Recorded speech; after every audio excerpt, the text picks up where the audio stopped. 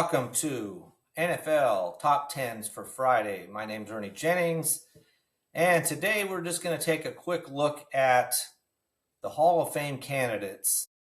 And if you've watched anything about the NFL, you've seen that Bill Belichick, they already seem to know that he is not going to be one of those people that make it into the Hall of Fame as a first-time candidate. And a lot of controversy over that, whether he should or shouldn't be. You know, he did win a lot of games, and I know there was some incidents in his career that where he was penalized. You know, and so there's different positions on that, whether he was already penalized, so why penalize him again now as you're voting for him, and if you're just basing it on his career and the amount of Super Bowls he's won and so forth. So he's not in. Even though I thought that was somewhat of a secret until they made their announcement, but I guess not. Sounds like another one is Eli Manning may not be in either. But what we're going to do is look at some of these candidates today and the top 15, the ones that are the finalists, the top 15 finalists. And then on February 5th, I believe it is, they're going to make their final announcement of who is actually going to be into the Hall of Fame. Out of all these candidates, only 3 to 5 of the 7 remaining finalists can make it into the Hall of Fame. This is for the active players, the modern, what they call the modern players. And out of those people that they choose, they have to get a vote of 80% of the vote to be inducted. So there could be a minimum of only 3 people being elected from the list of modern candidates.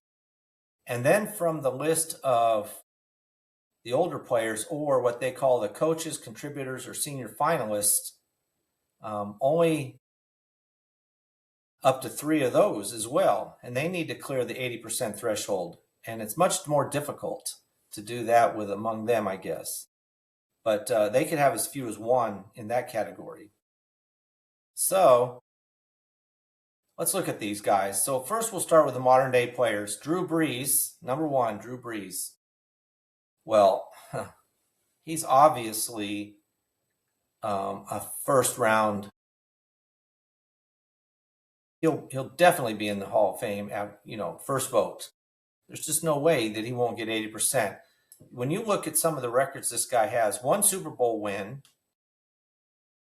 What's crazy in a way is he's never was the MVP of the league, but he had some incredible years, and I guess he was just matching up with other players. He was Offensive Player of the Year in 2008 and 2011, and let's see what else he's got. 13 Pro Bowls. Led the league. He was 14 seasons. He was in the top 10 in passes completed, 13 seasons passes attempted, 13 seasons passing yards in a single season. He's got more 5,000-yard seasons passing than any other quarterback, including Tom Brady, Peyton Manning, which are the 2 guys with those types of yardage. He's got more than them. Just amazing. He's second all-time in passing touchdowns with 571. He's 7th in career passer rating with 98.7. He's just an incredible player all around. So there's just no way he won't get in. And he'll be, worthy of that award. He's just been an incredible player. He's one of these guys that was not the, questioning his height and so forth, but this guy could throw on a dime, just was able to always find the open guy and had such a nice touch on his pass. He was really an amazing player for his career. So that Drew Brees, number 1. He'll definitely get in. And the second one up here is Eli Manning. Eli Manning, from what I'm hearing, when you listen to these guys talking, he is not going to make it into the Hall of Fame. And which you gotta wonder a little bit about that. I mean, his career overall isn't as impressive as Drew Brees for sure, and that might be the part of it. But Eli Manning was a two-time Super Bowl champion and MVP, and looking at some of his numbers, he had some incredible stats as well. You know, and when you play long enough, you're going to get these kind of stats. But 10 seasons in the top 10 in passing TDs, 7 seasons in the top 10 in passing yards. For his career, he has over 57,000 passing yards, which is tied for, which is 11th. Now, Drew Brees was second in most passing yards. You got to look at that. His career passer rating for Eli Manning was 92.9, which is 7th. And that's in 2011. His career actually was 84.1. Now, this is one of those that hold him back. His career passer rating is 84.1, which is 67th best. That kind of hurts him. You know, and some of that I don't like that number as always, because you always have to look at the team he's played on, that kind of thing. So in career passing yards per game is 241, that's 21st. Not as impressive, obviously, as Drew Brees, which may be one of the things that's hindering him. And in total, in looking at him, is whether he's going to get it or not. You know, and his numbers just aren't quite as good to be picked in the first time. Now, this is the second time. He's still not going to make it, it looks like. So, and when you look at some of the other candidates, this is going to probably explain why. So, Eli Manning is not in the Hall of Fame. Next up, let me get him in here. Next up is Larry Fitzgerald. Now, Larry Fitzgerald was only second to Jerry Rice in a whole bunch of numbers. Just incredible. Second to Jerry Rice in receptions with 1,432. Second in yardage with 17,492. I mean, he's just incredible. Had 121 receiving touchdowns. He had quite a career himself. So he's, for his career, like I said, second in receptions, second in receiving yards, sixth in touchdowns with 121.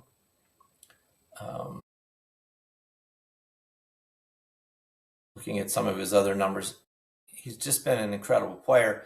Now, the only knock on him was the fact that he never was on a Super Bowl winning team. Never went to the Super Bowl, but he was in 11 Pro Bowls. And how could he not be in? There's nobody better than him, honestly, in most categories other than Jerry Rice. So Larry Fitzgerald is the next one up. And he's, from what I'm looking at and reading, he is likely to get in. So you've got Drew Brees and Larry Fitzgerald right now as likely candidates to win or to make it in first round ballot. Now, Frank Gore is the next one up. He's got some astounding numbers too. And this is due to longevity. He's a guy you would never pick or think about in a lot of ways as far as the amount of yardage he's got in running the ball. So in rushing yards, he's got 16,000 rushing yards, which is third all time.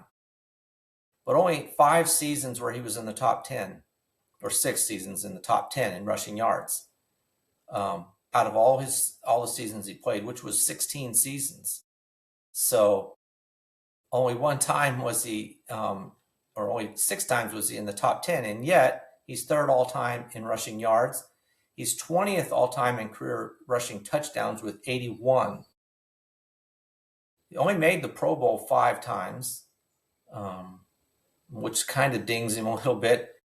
And so you have to look at it like just based on longevity is how he got up to this number. Rushing yards per game, 66.4, which is only 62nd best. He also had 484 receptions, which was 200th among running backs.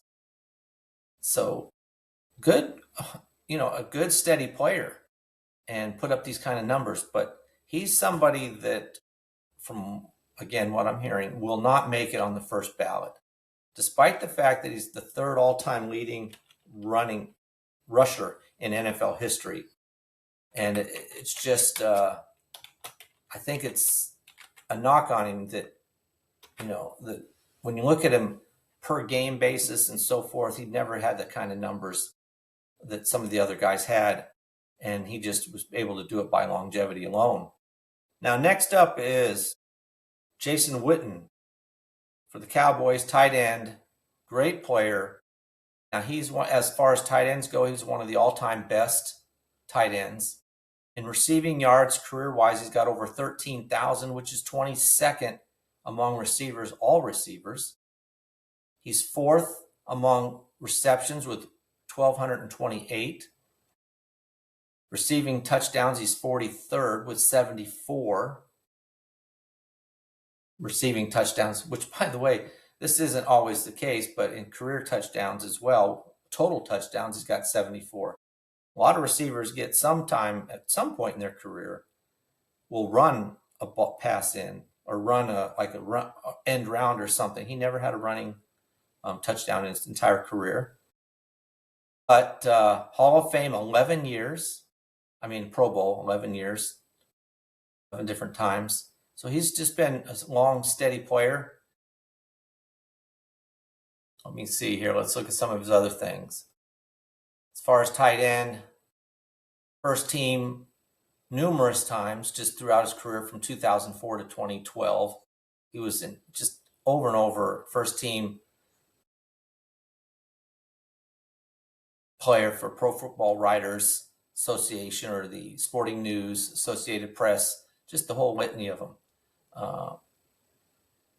He is very likely going to make it into the Hall of Fame. He's one of those listed as a good shot. So now you've got three: Drew Brees, Larry Fitzgerald, and Jason Witten as the three most likely so far. Next up is Adam Vinatieri, who played from 1996 all the way to 2019. So he had quite a long career. One of the best clutch kickers in the NFL history. Played on a lot of great teams. Made the Pro Bowl 3 times, which, questionable. Points scored in his career, he's first with 2,673. So something there. So he's a kicker, though. So I don't know how a kicker can ever be first time. And I don't know that he's not first. This isn't his first shot. Well, it is actually. 2019, he retired. So this could be his first year, maybe his second. But there's a lot of push that he'll get in. Honestly, I'm not sure about kickers being in there. I know they're important players and at key points in the game, but I don't know. I just don't know. Career-wise, field goal percentage, he's got an 83.776, which is 39th best in NFL history. I don't know. I'm not comfortable with a kicker, but he's listed as a definite possibility, but I'm going to say he does not make it as a kicker. I don't care if you do hold the record for most points in a career. For me, I just don't see it. Now, another one next up is Luke Kuechly. This guy would have had an even better career. I don't see him getting in, even though I think he might, from what I'm reading. His career was only 8 years long. This guy was hurt so much. I'm looking at his games. Well, five years. 5 out of his 8 years, he did play all the games, looks like. So 3 years he wasn't able to finish the season. But this guy was incredible when he was playing. 2013, he was Defensive Player of the Year, 7 Pro Bowls out of 8 years. 2, he had a fumble return for a touchdown 1 year. He's just a good player. Solo tackles, he's 67th in solo tackles with 690. Total combined tackles, he's got a career of 1,092, which is 66th best. Again, to me, there's other players like this that I feel like, I don't know, you really have to bank on, you think he was the best player by far the years he was playing, that he can make it into the Hall of Fame despite the fact that he only played for 8 years. And in those 8 years, he didn't play all the games necessarily for 3 of them. So I don't know. He's somebody that he's an inside linebacker. I mean, he was a great player, and I don't know. But from what I'm hearing, he has a good shot at making it in. So he would be the 4th or 5th guy. All right. Next up is Torrey Holt. Torrey Holt was a key player for the Rams, St. Louis Rams, part of the greatest show on turf. He was an amazing player, explosive, had 920 receptions in his career. And I think that's going to hurt him. You really think he needs to get to 1,000 receptions to be considered on the ballot. Now, he's not in the senior category yet because he's hasn't had that many years, but he's getting close to where he'll be pushed down into this other category and away from the modern players. His last year was in 2008. So he's been trying to get into the Hall of Fame. Well, you have to wait 5 years. So he's been about 12 years now, 13 years. And so I'm not sure what year, but it's got to be soon that he gets down into the senior finalist category where you stop being considered a modern player. But Torrey Holt, 7 Pro Bowls, 1 first team All-Pro. Like I said, in receptions, he had, and for his career, 920, which is 27th best. Receiving yards, 13,382, which is 17th best, so it's better there. Receiving touchdowns, 74, which is 43rd best.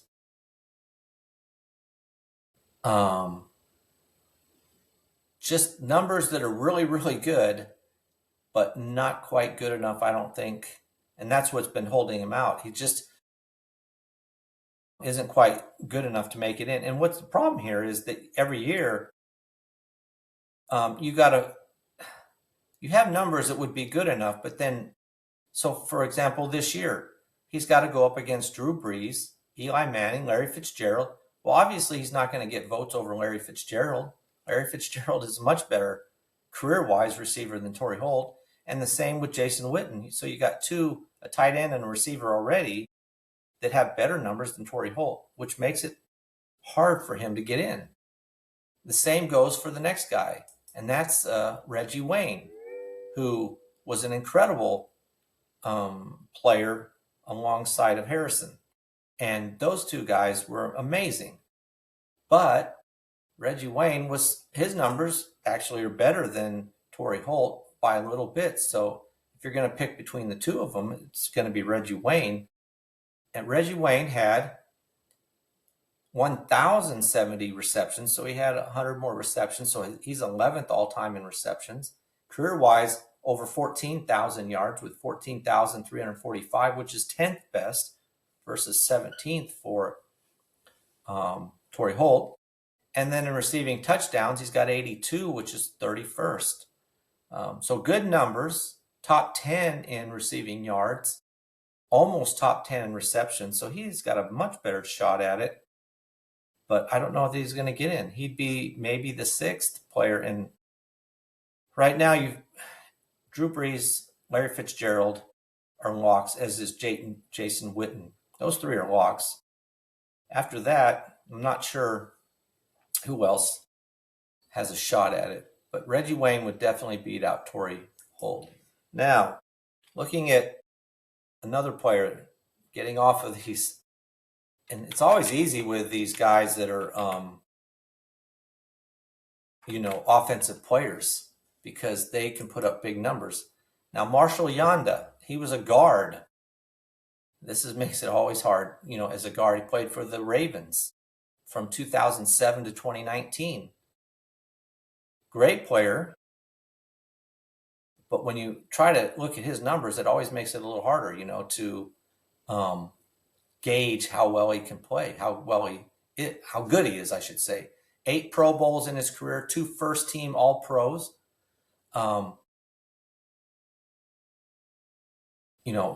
So that's pretty good. And but what other stats? I mean, he was called, and he played for what? In his career, he played for 12 years or 13 years. 13 years. He played for 13 years. He was called for holding 11 times in his entire career. He had seasons where he was never, the most he ever was called in 2012, he was called for holding 3 times. He false started in his career 25 times. That's amazing, honestly. That's just not that many, is what I'm saying. Total in it, yeah, it's just amazing. 11 holding penalties in his entire career. He had 1, 2, 3, 4, 5, 6, 7 seasons where he wasn't called for holding, period. I think that's pretty amazing, honestly. But I can't gauge these offensive line players, so I don't know what his shot is of getting in. It's got to be hard for these guys. And, he has to weigh him up against other players, but these offensive players put up numbers that are astounding. And then even on defense, there's players who put up more numbers like interceptions or sacks and stuff like that make it a big difference. So here's another one. Willie Anderson played for Cincinnati most of his career. He was 13 years in the league. He's been on this ballot since 2008. He finished his career in 2008, so he's been on this for a dozen years trying to get into the Hall of Fame. Good numbers, very similar. He was a right tackle, but very similar things about holding 13 times in his entire career. Only 22 false starts in his career, so pretty amazing. 4 Pro Bowls, 3 first-team All-Pro, so good numbers. His Hall of Fame ranking is 63. I'm looking at this. This is something that's on this site I'm looking at, StatHead. His Pro Football ranking is 63.03, which is 28th among tackles. The average Hall of Fame tackle is 95.5. So that says to me that he doesn't have a good shot at it. Let's go back and look at Marshall Yanda as far as guards go. See what they say on that. His guard status for Marshall Yanda is 84.65, which is 13th among guards. But the average Hall of Fame guard is 105.71. So again, he's falling short of guards already in the Hall of Fame. So to me, I guess that sounds like he might have a difficult time actually making it in, as good as he was. It's stiff competition on those offensive line positions or defensive line positions. Man, it's got to be tough. Another one here, Jari Evans, a guard, played for 12 years for the Saints, and then 1 year for the Green Bay, his last year, but most of his career was with the Saints. See what kind of numbers he put up. 6 Pro Bowls, 4 first-team All-Pros, which is pretty good. Now, he's also a guard. Looking at his numbers here, we'll just go with this Hall of Fame thing here on this guy. But his number is 98.75, which is 10th among guards, better than Marshall Yanda. But the average guard thing, like I said, is 105.71. So he's much closer by over 10 points better than Marshall Yonda. So maybe he has a little bit better shot. Now, here's a name everybody knows, or if you've been around a while, Terrell Suggs. And he was always quite a player himself. He played for 17 years. Oh, that's a long time. Looking at some of his numbers here. He was Defensive Player of the Year in 2011. 7 Pro Bowls. First team in 2011. That's the only time he made it. Pretty amazing that he was only first team once, but 7 Pro Bowls in his long career. He's got 139 sacks in his career, which is, let me find it here, good enough for 8th all-time in sacks with 139. On the unofficial list, which I prefer, he's 12th with sacks. Unofficial sacks started in 1960. The official one started in 1982. He's also got 630 solo tackles, which is only 103rd best, which is not that great. And honestly, I think Luke Kuechly had more tackles combined than Suggs, who played 10 more years. So, some of this is longevity, but he was off Defensive Player of the Year 1 year. So let's look at his numbers here, what they say on him, if I can find it. Hall of Fame. He's 96.3 as far as off. That's what it is. Outside linebacker is what they got him at. I had OLB and I was thinking, I don't know what I was thinking. But anyway, for outside linebacker, it's 103.48. So he falls short a little bit. So we'll see if he gets in. Now he's been around. He retired in 2019, so he hasn't been up for nomination that long, maybe 1 or 2 years now. All right. Now, let's look at another player here. Darren Woodson, safety. From 1992 to 2003, so he's been around a while. Played 12 years, had 23 interceptions. That's just okay. Had combined tackles 967, but of course he was a safety, so you're not going to necessarily see as many tackles as somebody on the line, I guess. 5 Pro Bowls, 3 first team All-Pro. Now let's look at his stat. He's got a 68.33 as far as Hall of Fame monitor, but for defensive backs, that's only 44th best among defensive backs. The average Hall of Fame defensive back has a 96.93, so it's quite a ways off for Darren Woodson. So he's one of these players that he's been around. His career ended in 2003, so he's trying to get in, and he hasn't been able to do that.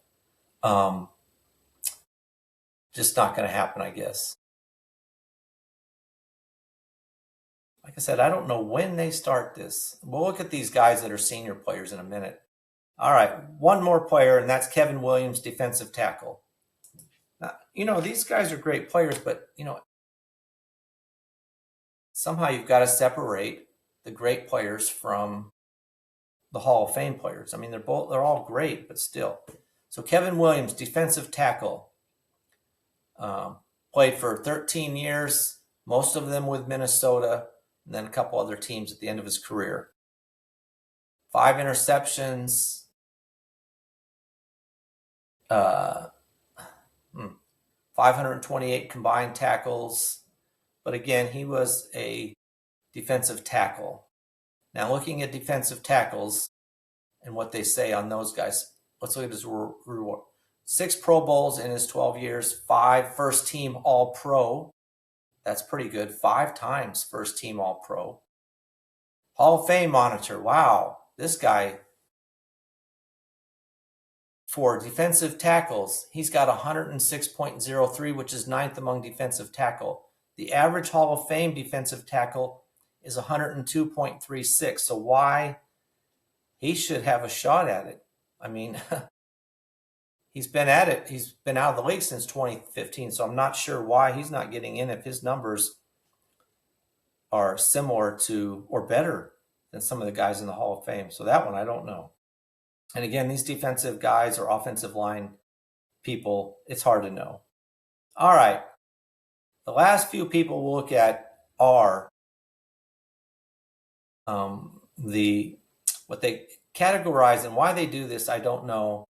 These are coaches, contributors, and senior finalists. These senior meaning a player that's not been in the league for a long time. So the first one is, as far as that goes, is Ken Anderson. Ken Anderson was a great player for Cincinnati Bengals. His whole career was Cincinnati Bengals. From 1971 to 1986, one of the best pure passers in NFL history. But he has not been able to get into the Hall of Fame, so he falls into the senior category. Now, looking at his numbers, he was the 1981 AP MVP, 1981 Offensive Player of the Year that same year, 4 Pro Bowls, so pretty good player there. Let's see, look at his number. Passing yards, career over 32,000, almost 33,000, which is only 48th now. But at the time, obviously, it would have been better. Career passing touchdowns, 197, which is 55th. This is what's holding him back, is he had a few good years, but then not that many. 9 seasons he played for, 16 years. 9 of those seasons, he had passer rating in the top 10. So just an all-around, good pass completion percentage. He was 9 seasons. He was in the top 10 in that category as well. So he was really one of the best quarterbacks for a long period of time. But he's not in the Hall of Fame. And here's why. His Pro Football Hall of Fame monitor has him at 82.99, which is 25th among quarterbacks. The average Hall of Fame quarterback is 103.58. That's why he's not getting in, despite the fact that he had a really good career. And maybe that's why. He's got a really good career, but not quite good enough to make it into the Hall of Fame.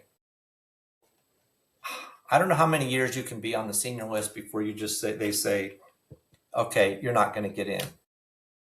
Roger Craig, another one, played from 1983 to 1993 for the San Francisco 49ers for most of his career, the best part of his career, put it that way, really. This guy was the first guy to have 1,000 yards receiving and rushing in a single season. Was really an incredible player on, whether he was running or catching. 1988, he was AP's Offensive Player of the Year. He made it to 4 Pro Bowls in his 10 years. This is where it kind of hurts him. Rushing yards, though, when you look at, if you combine the yards, that's where he's better. Rushing yards, over 8,100, almost 82, that's 47th. Career rushing touchdowns, 56, that's 69. This is what's really killing him. But then in receiving, this is where it helps him out some.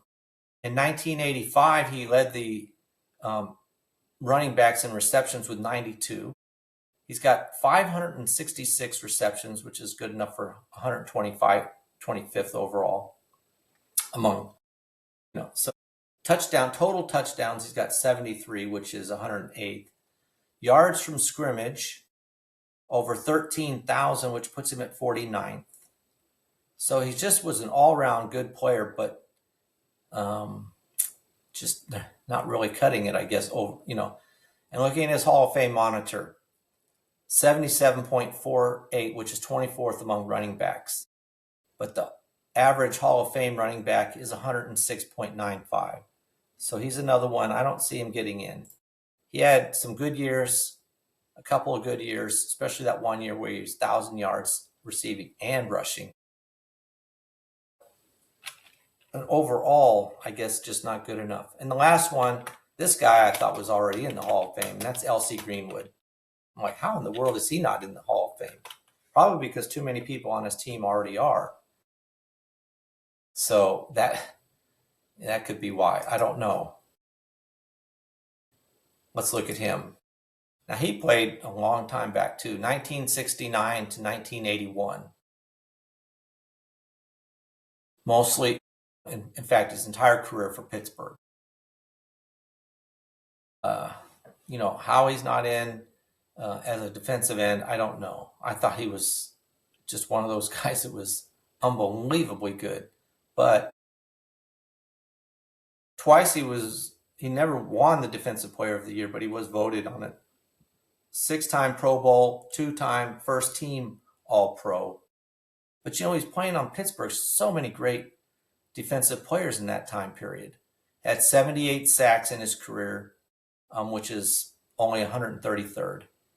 And that could be why. Now, looking at his numbers, Hall of Fame, he's got an 82.10, which is 19th among defensive ends. The Hall of Fame defensive end average is 102.38.